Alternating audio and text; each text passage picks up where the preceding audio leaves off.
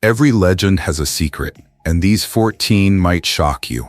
In the glamorous world of Hollywood, image is everything. But behind the bright lights and red carpets, some stars live in silence. Today, we take a look at the top 14 gay celebrities who never officially came out, despite years of speculation. Their stories are powerful, complicated, and often heartbreaking. Read on. You might be surprised to see who made the list. Lynch started out as a clean-cut, blonde teen idol in Austin and Ally, the epitome of Disney charm. A sunny smile, boy-next-door energy, and a voice that was pure bubblegum pop. But over the years, things changed. The shirts got tighter, the dance moves got slower, hotter, and the style undeniably sexier. It started with his band, the Driver Era, which tapped into a tough, charismatic version of Ross, full of indie charm and a newfound confidence. Then came the bare-chested, glitter-studded stage performances, hips swaying like he was Prince in a revival. The innocence was gone. In came mystery, and people took notice. It wasn't a label anymore, it was a presence. And Ross has it. A flirtatious, queer-coded energy that says, I don't define anything, I just keep dancing. And fans can feel it, a kind of authenticity that doesn't need announcement to be real. Then there's the fashion. Cropped shirts, sheer fabrics, manicured nails, silk scarves. Each outfit feels like a quiet, natural but intentional act of rebellion, as if he woke up and thought, today I'm going to serve a bisexual classic artist who runs a record store. There's no pressure, just freedom of expression. The queer community online doesn't wait for an explanation. They immediately acknowledge him. He didn't make an announcement? Great. He's ours now. From Tumblr legend to TikTok sensation, Lynch has become more than just a pop star. He's become an icon for a generation learning to live without labels. What makes Ross's queer presence so compelling is the comfort it brings. He doesn't exploit it. He doesn't hide it. He just exists, bold, charming, and effortlessly self-aware. And that quiet confidence, that subtle defying of definition, is exactly what makes Lynch one of the most unexpected and compelling icons of modern culture.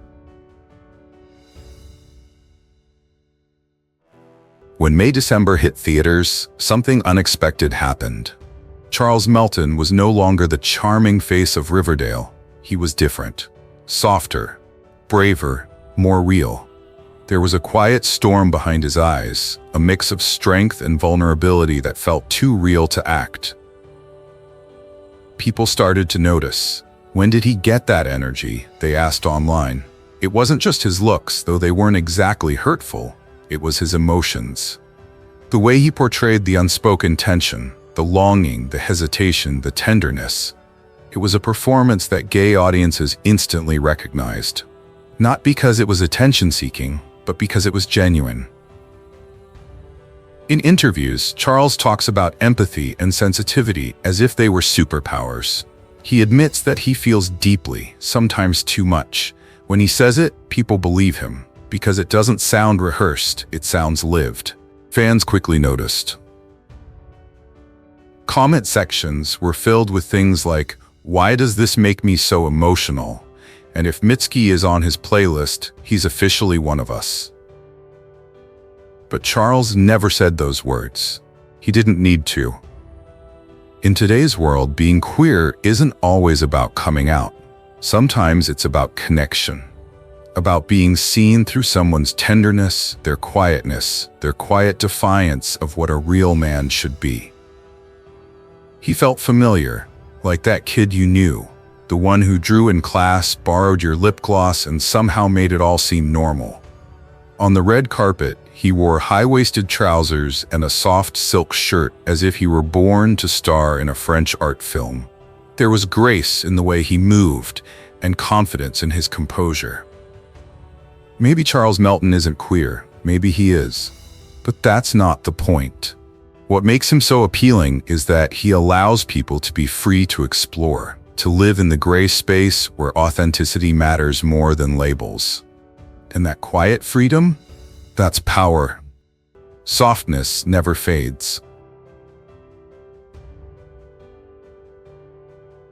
Nico Greetham didn't need a big reveal or a big announcement to get people talking. It just happened. One day, he was the handsome, muscular American boy in Power Rangers Ninja Steel. The next day, he was the center of attention on social media. Painted nails, wearing pearls, dancing with a quiet confidence that made people unable to stop scrolling. No hype, no headlines, no acting. Nico was just himself, calm, confident, and completely comfortable in his own skin. Fans noticed something different in the way he moved and carried himself. He wasn't trying to be tough or prove anything. There was a softness, ease, and authenticity to it that felt refreshing. When he landed on American Horror Story, that quiet confidence became attractive. He started experimenting more. Mesh, silk prints, statement jewelry. His looks weren't about attention. They felt natural, like an extension of who he was. He didn't label it, and that's why people resonated with it. At Pride events and magazine shoots, Nico showed up with the same energy, open, kind, gentle. The queer community embraced him, not because he claimed to be part of the community, but because he understood. His soul spoke louder than any post or interview. Nico never talked about his sexuality, and maybe he didn't need to. The way he lived, dressed, and presented himself spoke for itself. He represented a version of masculinity that wasn't afraid of vulnerability, something real, something genuine. He didn't make a statement. He didn't play a role. He just exists, and that quiet authenticity is what makes Nico Greetham stand out in Hollywood today. Harry Styles has never needed to shock people to get noticed. He's just been his authentic self, quietly rewriting the definitions of fame, masculinity, and self-expression.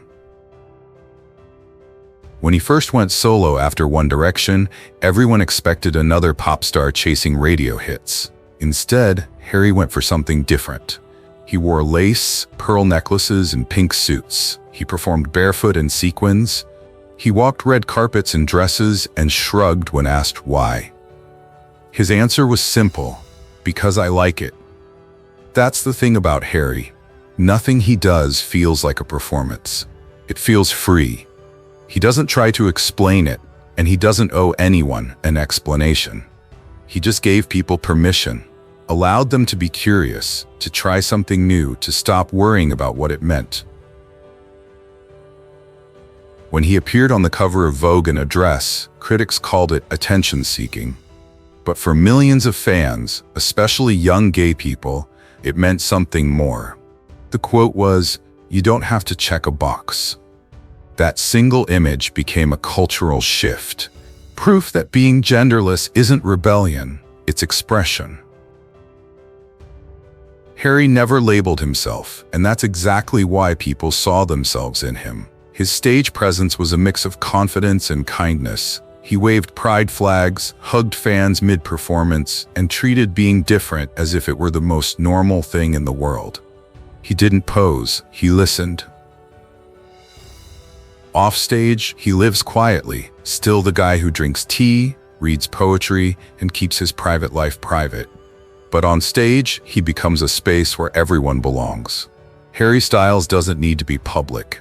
He lives as a free man. And in a world still obsessed with definitions, that's more radical than any label.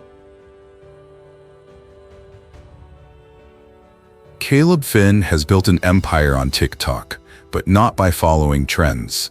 He's built it by being unabashedly weird and somehow completely relatable. At first glance, he looks like a badass dude with good lighting and eyeliner sharper than an ex's breakup text. But the more you watch, the more you realize there's something else going on. His videos feel like little pieces of performance art, both weird and beautiful. One day, he's a melancholy poet in a mesh shirt. The next, he's a digital ghost lip-syncing to neon lights. He doesn't explain anything, and that's what makes them so fun. There's a softness to his expressions, a quiet confidence in the way he flexes gender and mood. Fans often comment, "I don't know what this is, but it feels amazing." And that's exactly what it is. Caleb's queer energy doesn't come from what he says. It comes from how he is. His presence challenges the idea that identity has to be declared. It's not about who you love, it's about how you walk in the world, the small choices, how you embrace your differences without apologizing. He's open about having a partner and a child, but still loves makeup, nail polish, and boundary-pushing fashion. It doesn't feel rebellious, it feels genuine. The kind of genuineness that makes people stop and think, maybe being me is enough. Caleb doesn't need a label. His art is the label. His message is simple. You can be dark and kind, masculine, sophisticated, all at the same time and still be authentic. Maybe that's why his audience keeps growing. In a world obsessed with framing people, Caleb keeps breaking them. So what do you think? Does authenticity like this deserve more attention? If you think so, hit that like button, subscribe, and ring the bell so you never miss the next story about artists redefining what it means to be yourself. Damiano David doesn't walk into a room, he barges in. The eyeliner, the jewelry, the see-through shirt, it's not a performance, it's an armor. As lead singer of Måneskin, he's both a rock star and a cultural reinvention. Since the band's Eurovision 2021 win, Damiano has become a symbol of a new kind of masculinity, fearless, sexy, and literally loud. He's kissed his male bandmates on stage more times than fans can count, but the kiss never felt like a performance. It felt like fun, a celebration of connection, not conflict. Some people try to name it, others understand it. Damiano's energy seems to say, "I could steal your girlfriend or your boyfriend, depending on my mood." And he says it with a smirk that's both defiant and kind. It's not just his style that makes him stand out, although fishnets, heels, and sequins are no exception. It's his underlying confidence. He doesn't use femininity to shock. He uses it to demonstrate the power of self-expression. That's the secret to his presence. He owns every version of himself. In interviews, Damiano often talks about freedom. Freedom from stereotypes, from judgment, from the need to explain. He openly supports his queer fans and challenges toxic masculinity without making a statement. When asked about his image, he simply says, "I dress how I feel. That's it." And honestly, that's all he needs to say. For queer audiences, Damiano represents something bigger than glam rock. He's proof that confidence doesn't have to fit into a mold, and that gender expression isn't rebellion, it's authenticity. He's the kind of artist who reminds people that you don't have to scream to make a sound. Sometimes being true to yourself is the greatest thing you can do. So tell me, is Damiano redefining what it means to be a man in music? Or is he just reminding us that gender has never been about sound? If you love stories like this, hit the like button, subscribe, and hit the bell so you don't miss our next in-depth article on the faces reshaping Hollywood's free image. Timothée Chalamet doesn't just act, he lingers. There's something about him that stays with you long after the movie is over. Something inexplicable. Maybe it's the way he listens with his eyes, or the way every little gesture feels genuine. He's not the type of actor who hides behind a character. He becomes the character. From Call Me By Your Name to Dune, Timothée has made a career of playing roles that blur the line between strength and vulnerability. His performances aren't loud or attention-seeking. They're quiet, layered, and filled with unspoken emotion. Watching him, you get the sense that he understands desire in a way few actors do. That's why queer audiences resonate so deeply with him. He embodies a tenderness that's both familiar and rare. Off-screen, his energy is the same, soft and elusive. He wears backless designer suits, sheer fabrics, and pearl necklaces without a hint of irony. He doesn't flaunt it, he just shows up, confident in his own ambiguity. When asked about his fashion choices, he smiles and says, "I wear what feels right. No posing, no flaunting. Just quiet confidence." People often scrutinize Timothée, trying to guess whether he's straight, gay, or somewhere in between. But that curiosity misses the point. His entire presence defies the need for labels or categories. He represents a generation that doesn't feel the need to explain itself, a generation that values authenticity over clarity. What makes him so alluring isn't just his looks or his style. It's his understanding that being human means living in contradictions, soft and strong, reserved and expressive, confident and uncertain, all at the same time. Timothée Chalamet doesn't play a role when he's himself. He lives it. Perhaps that's why he's become more than a movie star. He's a mirror of the idea that identity doesn't have to be loud to be authentic. In a world obsessed with definitions, his refusal to define anything feels like a quiet revolution. Conan Gray doesn't have to be heard. He never has. His voice, soft, fragile, and aching with emotion, does all the work for him. In a music industry built on performance, Conan stands out by doing the opposite. He writes songs that sound like midnight confessions, the kind you whisper to yourself when no one is listening. When he first released Idle Town from his bedroom, it was more than just a typical indie pop song. It was a letter, tender, nostalgic, and heartbreakingly honest. Listeners instantly resonated, especially those who had never witnessed such pain in pop music before. The lyrics aren't about gender or labels, they're about emotion, loneliness, longing, the quiet hope that someone might understand. On stage, Conan moves with the same vulnerability he always displays when he writes. He wears ruffled shirts, high-heeled boots, or glittery jackets, not to express his personality, but to match the emotions in his music. You can see it in the way he holds the microphone, closes his eyes, and sings as if he's trying to let go of something. The audience isn't just watching him perform, they're living those emotions. Fans often describe him as an artist who turns sadness into beauty. Especially for gay audiences, Conan's songs are more than music, they're validation. They say, "You're not too emotional, you're not too weak, you're not alone." And he never has to explain what that means, because they already know. In interviews, Conan talks about how difficult it was to grow up feeling different. Not in a dramatic way, but sincerely.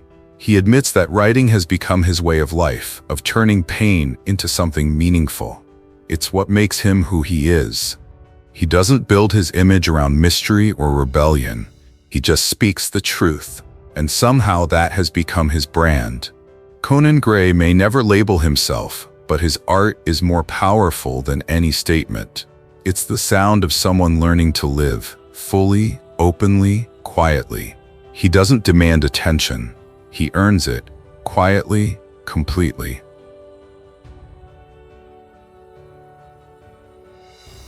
Jared Leto has always been a question mark, the kind of person you can't quite figure out, and maybe that's why people keep trying.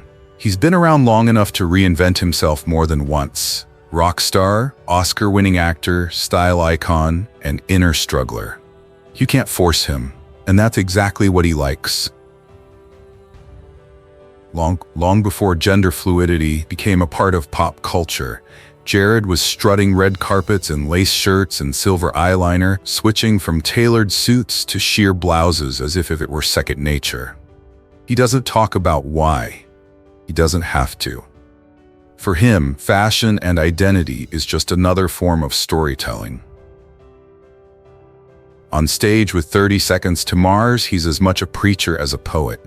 His performances aren't about perfection, they're about immersion. At one point, he leads a crowd of thousands in a chant that feels almost spiritual. The next, he's silent, staring at the audience as if searching for something only he can see. It's hard to know where the performance ends and the person begins, and maybe that's the point. In interviews, he's careful but sincere. He talks about transformation, about the curiosity that drives him to explore sides of himself that most people never touch. He's not trying to shock. He's trying to understand. And if that process seems strange or unpredictable from the outside, so be it. The public loves to speculate. Is he gay, or is it just acting? But Jared never answers. Because maybe the question doesn't matter. His entire career has been about blurring the lines between who we are and who we're allowed to be. He's proof that identity isn't a single image, it's a mosaic that changes over time. The lesson Jared Leto leaves us with isn't about sex, fashion, or fame. It's about curiosity, the courage to explore every facet of yourself, even when people don't understand it. In a world desperate for labels, Jared Leto reminds us that the truest identity might be not having one at all. Jordan Fisher's story isn't built on shock, it's built on sincerity. He's one of the few Hollywood stars who can sing, dance, and act, all while remaining humble and down to earth. In 2020, he married his longtime love, Ellie Woods, in a quiet ceremony at Disney World. No fuss, no fanfare, just two people who grew up together, finally agreeing. On paper, it sounds simple, but simple doesn't mean predictable. Because Jordan Fisher's energy is always different. On stage, he moves gracefully, both masculine and gentle. His voice has warmth, vulnerability, and an openness rarely seen in male performers. When he dances, there's precision, but also softness, like he doesn't need to prove anything. He's never made a statement about his sexuality or gender identity, but his art speaks a language without words. In musicals like Rent Live or Dear Evan Hansen, he brings an emotional authenticity that queer audiences deeply relate to, a vulnerability, a yearning, and a quiet courage to feel things. He doesn't play queer-coded characters. He embodies a fluid emotional expression that resonates across boundaries and labels. What's most striking about Jordan is his comfort in his own skin. He can be a husband, a father, a performer, and still maintain a style of expression that challenges stereotypes about men in entertainment. He wears what he wants, moves with his emotions, and makes art that values empathy over ego. Maybe that's why he connects with so many people. His queer code isn't about mystery or rebellion, it's about authenticity. It shows that love in all its forms, romantic, artistic, human, doesn't have to conform to expectations. Jordan Fisher's lesson is simple but powerful. Strength doesn't come from building walls around yourself. It comes from being vulnerable enough to stay open, even when the world tells you not to. Lakeith Stanfield doesn't try to emulate any particular male protagonist. He's too unpredictable for that. One day he's dressed like a poet from another century. The next day he's wearing something that looks like it came from an art student's dream wardrobe. And somehow, it all works. He doesn't dress to shock. He dresses to breathe. There's something compelling about the way he plays with contradictions. His silences resonate more than most people's monologues. You can sense he's thinking about 10 things at once: beauty, pain, politics, love, survival, and he lets them all live in the same space. His mix of intensity and stillness makes him elusive. In his work, he aims for discomfort. He doesn't pursue likability or clarity, he pursues the truth. Whether he plays broken, brilliant, or both, there is a personal sincerity, the kind that doesn't need explaining. And that sincerity permeates the way he lives. He's open about feeling different, about being too sensitive for a world that values noise, yet he refuses to tone down that sensitivity. Instead, he wears it like armor, slick, unapologetic, and sometimes inscrutable. It's the Lakeith effect. You never know which version of him you're going to meet, but it's always genuine. People try to label him eccentric, mysterious, maybe even gay, but those labels bounce off him. He's not performing and he's not hiding. He's just exploring, pushing the boundaries of masculinity, of being human, of being seen. Lakeith Stanfield doesn't ask for permission to be complicated. He reminds us that being misunderstood isn't a weakness. It's a sign that you're doing something new. And in a culture built on categories, that unpredictability is the purest form of freedom.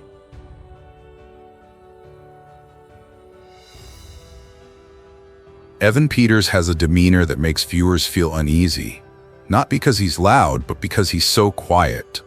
There's always something behind his eyes, as if he's observing the world and trying to decipher it in real time. That tension, quiet, curious, and a little dangerous, has become his signature. He spent years playing some of television's darkest characters, from the tormented souls of American Horror Story to the cold calm of Dahmer. But what captivates audiences isn't the horror, it's the empathy that lies beneath. You can sense his understanding of pain, not just through his acting, but through his language. That's what sets him apart. Evan never builds walls between himself and his emotions. He lets viewers see the cracks, the doubt, the tenderness, the confusion. It's real and sometimes uncomfortable, but that's also what makes his work so human. There's a quiet sensuality to that vulnerability, something gay audiences in particular find deeply relatable. Outside of acting, he's known for being painfully private. He avoids headlines, rarely posts, and seems to live a little out of step with the noise of Hollywood. Yet when he steps into a role, that restraint explodes into something explosive. The same quiet that makes him mysterious in real life becomes a strength when the cameras start rolling. It's easy to mistake Evan's vulnerability for fragility, but it's not. It's control, the kind that comes from knowing yourself deeply and refusing to fake it. He doesn't act out an identity. He lives with emotion, every chaotic corner of it. Evan Peters represents a kind of artistry that seems rare these days, quiet yet fearless, rough yet measured. He doesn't need to be loud to make an impact. His power lies in the stillness, in the silence, in the quiet things that linger long after the scene is over. And perhaps that's the truth about him. Evan Peters doesn't demand attention. He deserves it, not with loudness, but with honesty. The kind of honesty that makes you wonder if he's playing a character or finally letting us see who he really is. Joe Keery has a charisma that can't be faked. He's not showy. He doesn't try to be. It's just there, a mix of humor, style, and a strange tenderness that keeps you guessing. Most audiences first met him as Steve Harrington on Stranger Things, a charming guy with perfect hair and a baseball bat. But somewhere between the early seasons and now, something changed. Joe stopped looking like a TV heartthrob and started feeling like a genuine icon. Maybe it's the music. Under the name Joe, he makes synth-heavy tracks that sound like daydreams filled with secrets. His lyrics deal with identity, confusion, pressure, things that don't fit the pop formula. There's a strange vulnerability to it, a self-awareness that's almost too real for a guy who's known as the hot one. There's also his style, so smooth it's almost unconcealable. Flared pants, velvet jackets, messy hair, and a classic polish make him look like he's time-traveled from the 1970s Paris art scene. He dresses the way he plays, loose, emotional, never trying too hard. That authenticity is easy to spot in people used to seeing celebrities perform masculinity as if it were a costume. Fans online have called him accidentally queer, and they're probably right. It's not about who he's dating, it's about the energy inside. Joe carries himself with ease, not afraid of color, softness, or emotion. He's confident in not having to explain his feelings. What makes Joe Keery stand out isn't his rebellion, it's his sophistication. He's proof that you can be comfortable with your own contradictions. He can be gentle and strong, reserved and expressive, masculine and refined, all without breaking the rhythm of who he is. Joe doesn't play with stereotypes. He doesn't run away from them either. He just exists in that in-between space where identity is less a box and more a song that you discover new layers to every time you listen. And maybe that's why people can't help but pay attention. Joe Keery doesn't chase attention. He earns it by being the rare kind of man who isn't afraid to be human.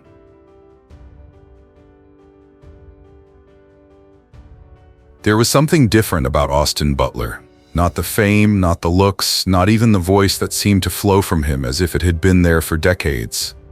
It was the silences, the pauses between his words, the way he seemed to carry both confidence and uncertainty in the same breath. Hollywood is full of people pretending to know who they are. Austin's power came from not knowing. Before Elvis, most people knew him as the handsome guy from Nickelodeon and Disney shows, just another face in a sea of blonde California charm. But when he stepped into the blue suede shoes, everything changed. The performance wasn't just an imitation, it was a transformation. He wasn't copying Elvis. He was living Elvis. Every expression, every note, every pain was brought to life.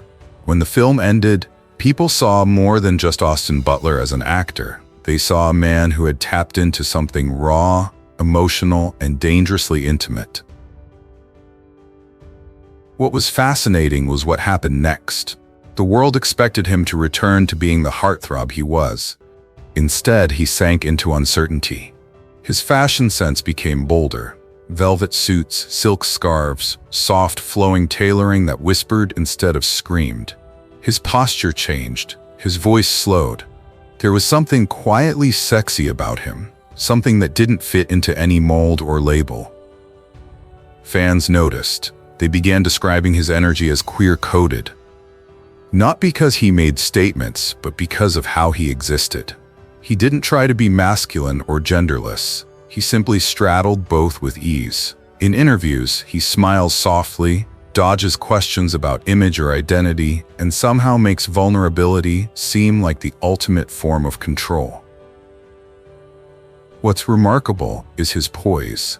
He can strut down the red carpet in a perfectly tailored Celine suit, then walk off stage barefoot and still maintain that composure. There's no performance in that transition, just truth. He doesn't explain away the voice that lingers after Elvis. He doesn't apologize for the softness of his demeanor. He lives it. What makes him so appealing? The absence of trying. Austin Butler doesn't perform authenticity. He embodies it. And in a culture where everyone is curating images, his stillness feels rebellious. He doesn't fill the silence with noise or glamour. He lets it hang there. And somehow that feels powerful. Maybe that's why gay audiences connect with him so strongly. There's an emotional openness to his presence, a permission to be tender without having to explain it. He blurs boundaries not with provocation, but with grace. He makes room for ambiguity, for softness, for all the versions of masculinity that exist quietly in between.